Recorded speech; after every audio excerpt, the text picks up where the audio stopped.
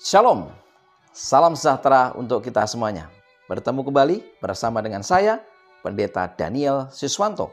Kita akan mempelajari pelajaran sekolah sahabat kita. Pemirsa, kita telah tiba di pelajaran yang ke-8 di triwulan yang kedua di tahun 2025 ini. Satu pelajaran yang cukup menarik untuk kita pelajari bersama-sama. Pelajaran pekan ini berjudul Dalam Mazmur bagian yang pertama. Namun tentu saja sebelum kita mempelajari lebih dalam, lebih lengkap, kita tunduk kepala, kita berdoa, kita memohon hikmat dari Tuhan. Kita berdoa. Bapa di sorga, bila mana kami akan mempelajari kebenaran-kebenaran firman-Mu melalui pelajaran sekolah sahabat ini. Urapi kami dengan kuasa Roh Kudus Tuhan. Mampukan kami untuk mengerti dan memahami. Demikian juga pemirsa dimanapun mereka berada. Dalam nama Yesus kami berdoa. Amin. Dalam Mazmur bagian yang pertama. Ayat inti terdapat di dalam Wahyu 14 ayat 1. Dan aku melihat sesungguhnya anak domba berdiri di Bukit Sion dan bersama-sama dengan dia 144.000 orang dan di dahi mereka tertulis namanya dan nama Bapanya.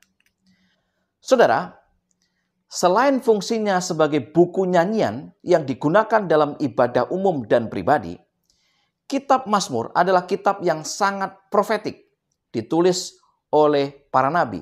Kisah Para Rasul 2 ayat 30 sampai dengan 31.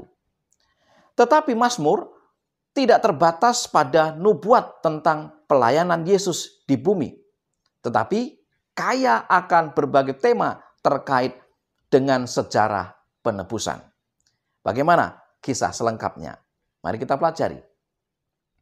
Di pelajaran hari Minggu dengan judul Imam Besar Kita. Ibrani 9 ayat 11.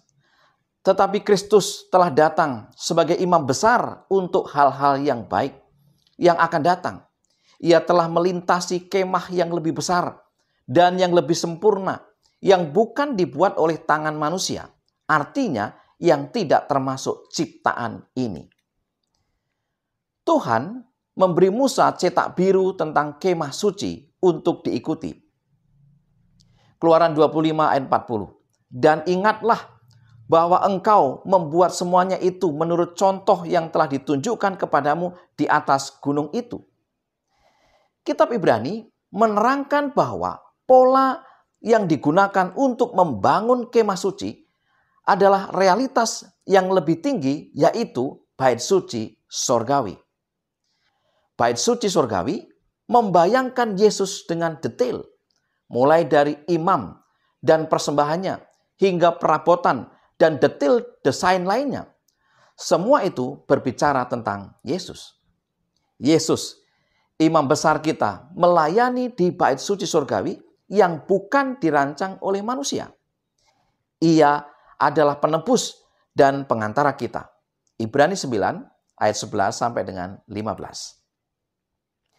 Tanpa pemahaman tentang bait suci perjanjian lama, menjadi mustahil untuk memahami apa yang Yohanes maksudkan dalam uraiannya tentang penglihatannya di dalam kitab Wahyu. Ada banyak hal yang dapat kita pelajari dari belajar secara detail tentang bait suci. Dalam kitab Mazmur, kita menemukan komponen penting untuk memahami beberapa perincian ini. Bagaimana umat Allah secara pribadi terhubung dengan bait suci. Kita melihat sekilas bagaimana Daud terhubung dengan bait suci dan pelayanannya. Dan kita melihat tanggapan hati umat Allah terhadap apa yang Mesias akan lakukan bagi mereka. Di pelajaran hari Senin dengan judul Di Gunung Sion. Gunung Sion yang asli terletak tepat di sebelah barat kota tua Yerusalem saat ini dan dianggap sebagai tempat kedudukan tahta Allah atau kehadiran di antara umatnya. Kemudian Bukit Bait Suci yang terletak di Gunung Moria juga disebut Gunung Sion. Daud mengajukan pertanyaan, siapa yang boleh diam di gunungmu yang kudus? Mazmur 15 ayat 1, Mazmur 24 ayat 3. Saudara, mereka yang diizinkan masuk ke hadirat Tuhan yang ditemukan dalam Mazmur Daud adalah tingkatan yang cukup tinggi untuk dapat dipenuhi oleh orang berdosa. Mengapa? Karena siapa di antara kita yang dapat dengan jujur mengatakan bahwa kita selalu berjalan lurus atau selalu mengatakan kebenaran di dalam hati kita? Mazmur 15 ayat yang kedua. Tak satu pun dari kita dapat mengatakan bahwa kita tidak akan goyah selama-lamanya. Mazmur 15 ayat 5. Jika kita mengatakan bahwa kita tidak berdosa, Alkitab mengajarkan kita tidak memiliki kebenaran di dalam diri kita. 1 Yohanes 1 ayat yang ke-8. Wahyu 14 ayat 1 sampai dengan 5 memberi jawaban atas pertanyaan Daud. Wahyu 14 ayat 1. Dan aku melihat sesungguhnya anak domba berdiri di Bukit Sion dan bersama-sama dengan dia 144.000 orang, dan di dahi mereka tertulis namanya dan nama Bapanya. Kita tidak dapat sampai pada kesimpulan apapun selain bahwa anak dombalah yang memampukan kita untuk berdiri di Sion. Sekarang, setelah anak domba Allah ditetapkan di Gunung Sion, di Bait Suci, kita juga dapat hadir di sana karena kebenarannya yang sempurna yang dikreditkan kepada kita oleh iman.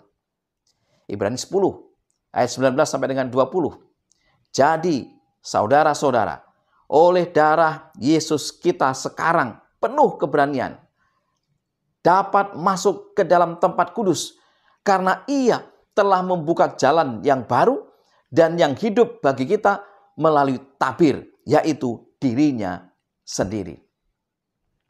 Di pelajaran hari Selasa dengan judul Hukum di Hati Kita. Saudara, ketika Musa meminta untuk melihat kemuliaan Tuhan, apakah yang Tuhan janjikan untuk ditunjukkan kepadanya? Tuhan menyatakan namanya kepada Musa, Keluaran 33 ayat 18 sampai dengan 23. Sebuah nama dalam kitab suci menandakan lebih dari sekedar label yang digunakan orang untuk menyapa satu sama lain. Itu adalah karakter. Kemuliaan Tuhan lebih dari sekedar tampilan visual. Kemuliaannya adalah karakternya. Sama halnya dengan nama Tuhan. Ketika Alkitab menggambarkan umat sisa dengan nama Allah tertulis di dahi mereka, itu bukan tentang memiliki huruf-huruf harfiah yang tertulis di sana. Ini adalah mengenai memiliki karakter Tuhan yang tertulis di pikiran, di hati Anda, dan sekarang dalam hidup kita, kita mencerminkan kasih dan karakter Tuhan.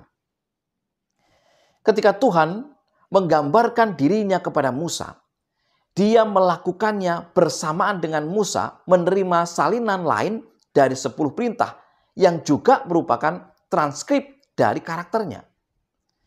Wahyu 14 menyebutkan bahwa orang-orang yang berdiri bersama anak domba di Bukit Sion, mereka memiliki nama Allah di dahi mereka. Itu menjelaskan tentang mereka yang menuruti perintah Allah. Janji Tuhan dalam Ibrani 10 ayat 16 sampai dengan 17. Sebab setelah Ia berfirman, inilah perjanjian yang akan kuadakan dengan mereka sesudah waktu itu. Ia berfirman pula, aku akan menaruh hukumku di dalam hati mereka dan menuliskannya dalam akal budi mereka, dan aku tidak lagi mengingat dosa-dosa dan kesalahan mereka. Saudara, nama Tuhan adalah karakternya. Hukum moralnya adalah transkrip dari karakternya. Dan mereka yang berkumpul di bukit suci Tuhan di akhir zaman diserapkan dengan kasih kepada Tuhan, kasih yang dimanifestasikan oleh ketaatan pada hukumnya. Di pelajaran hari Rabu dengan judul Mazmur 5. Mazmur pasal 5 dan Wahyu 14 ayat 1 sampai dengan 12 menginformasikan tentang arti menjadi umat sisa di akhir zaman. Daud menegaskan bahwa kejahatan tidak tinggal bersama dengan Tuhan. Mazmur 5 ayat 5. Inti dari kemah suci adalah agar Tuhan dapat tinggal di antara umatnya, dan hal yang sama akan berlaku dalam kerajaan Kristus. Mereka yang akan mendekati tahta Tuhan harus ditebus supaya mereka dapat berdiri di Bukit Sion bersama Yesus. Wahyu 14 ayat yang ke-1. Daud menggambarkan tindakan menyembah dalam Mazmur 5 ayat 8. Ini merupakan masalah inti yang dipertaruhkan dalam pertentangan besar. Wahyu 13 menyebutkan menyembah 6 kali dan pekabaran 3 malaikat memanggil dunia untuk menyembah Dia yang menjadikan. Daud memberitahu kita bahwa dia takut akan Tuhan, dan pekabaran dari umat sisa memanggil dunia untuk kembali. Takutlah akan Allah dan muliakanlah Dia karena telah tiba saat penghakimannya. Wahyu 14 ayat yang ke-7.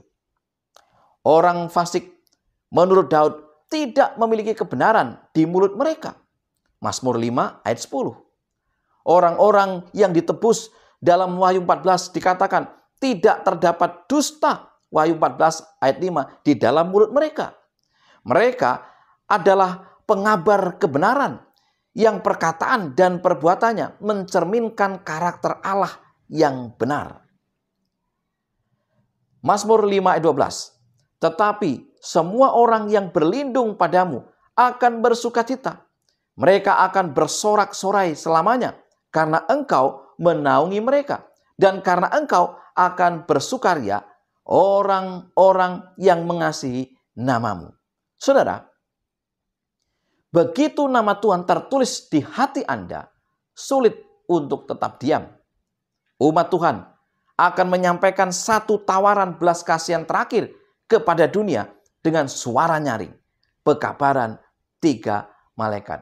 Wahyu 14 ayat 6 sampai dengan 12. Di pelajaran hari Kamis dengan judul Mengajarkan Jalanmu kepada Pelanggar. Mazmur 51 ayat 14 sampai dengan 15. Bangkitkanlah kembali kepadaku kegirangan karena selamat yang daripadamu, dan lengkapilah aku dengan roh yang rela.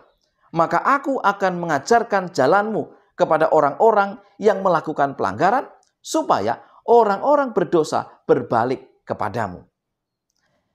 Setelah pertobatan Daud dan pengampunan Tuhan kepadanya, ia menjadi alat Tuhan untuk mewartakan kabar kebenaran. Tuhan telah menugaskan orang-orang yang ditebus untuk menjadi suara utamanya bagi dunia yang jatuh. Pada titik tertentu, dampak umatnya di bumi akan sangat terasa. Wahyu 18 ayat 1 memberitahu kita bahwa panggilan terakhirnya terhadap planet yang jatuh akan menerangi seluruh dunia. Dalam pena inspirasi, hamba Tuhan Ellen G. White, Langkah kepada Kristus halaman 134 dikatakan, pada saat seseorang datang kepada Kristus, seketika itu juga di dalam hatinya lahir kerinduan untuk menceritakan kepada orang lain bahwa ia telah menemukan seorang sahabat yang berharga di dalam Yesus.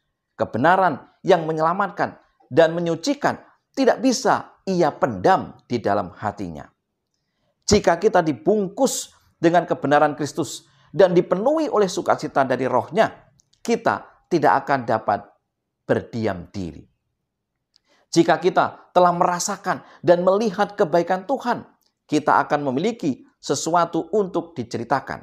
Seperti ketika Filipus menemukan juru selamat, kita akan mengundang orang lain ke hadirat-Nya. Saudara-saudara yang dikasihi Tuhan, pekabaran 3 malaikat didasarkan pada Injil yang kekal. Wahyu 14 ayat yang ke-6.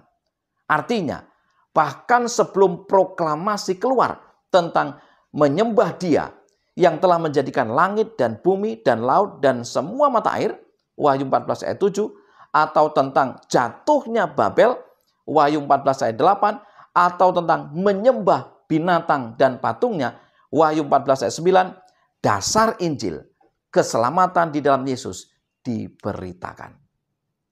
Terpisah dari Injil yang kekal, kita benar-benar tidak memiliki apapun yang berharga untuk dikatakan kepada dunia. Sebagai kesimpulan, pelajaran sekolah sahabat kita. Yang pertama, Yesus, imam besar kita, melayani di bait suci surgawi yang bukan dirancang oleh manusia, karena Ia adalah penebus dan pengantara kita. Yang kedua, sekarang setelah anak domba Allah ditetapkan di Gunung Sion, di bait suci, kita juga dapat hadir di sana karena kebenarannya yang sempurna yang dikreditkan kepada kita oleh iman. Yang ketiga, umat sisa seharusnya memiliki karakter Tuhan yang tertulis di pikiran, di hati, dan sekarang dalam hidup kita. Kita mencerminkan kasih dan karakter Tuhan. Yang keempat, tidak terdapat dusta di dalam mulut mereka yang sudah ditebus. Mereka adalah pengabar kebenaran yang perkataan dan perbuatannya mencerminkan karakter Allah yang benar. Dan yang kelima, Tuhan telah menugaskan orang-orang yang ditebus untuk menjadi suara utamanya bagi dunia yang jatuh. Inilah pelajaran sekolah sahabat yang bisa saya bagikan pada pekan ini. Semoga membantu saudara, pemirsa dimanapun Anda berada, menemukan kebenaran-kebenaran yang sejati. Mari kita tunduk kepala dan berdoa. Tuhan Bapa yang penuh kasih, bila mana kami mengakhiri akan pelajaran sekolah sahabat ini, kembali kami memohon agar urapan Tuhan melalui kuasa Roh Kudus Tuhan menjadi bagian kami. Memberikan hikmat untuk kami mengerti dan memahami, sehingga firman ini akan terus bertumbuh. Pengenalan akan juru selamat menjadi bagian kami. Kami setia menjadi umat-umat Tuhan. Berkati pemirsa dimanapun mereka berada. Dalam nama Yesus kami berdoa. Amin. Saudara-saudara yang dikasihi Tuhan, biarlah kita terus mempelajari, menyelidiki kebenaran firman Tuhan. Terutama melalui pelajaran sekolah sahabat kita. Terus belajar selama sabat dan Tuhan memberkati kita.